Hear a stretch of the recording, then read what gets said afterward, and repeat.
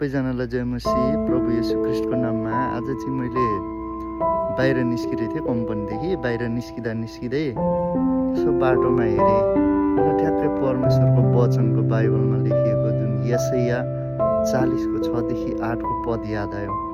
मान्छे घाँस जस्तै हो भनेर लेखिएको छ। त्यसरी नै आज यहाँ हेर्नुहोस्,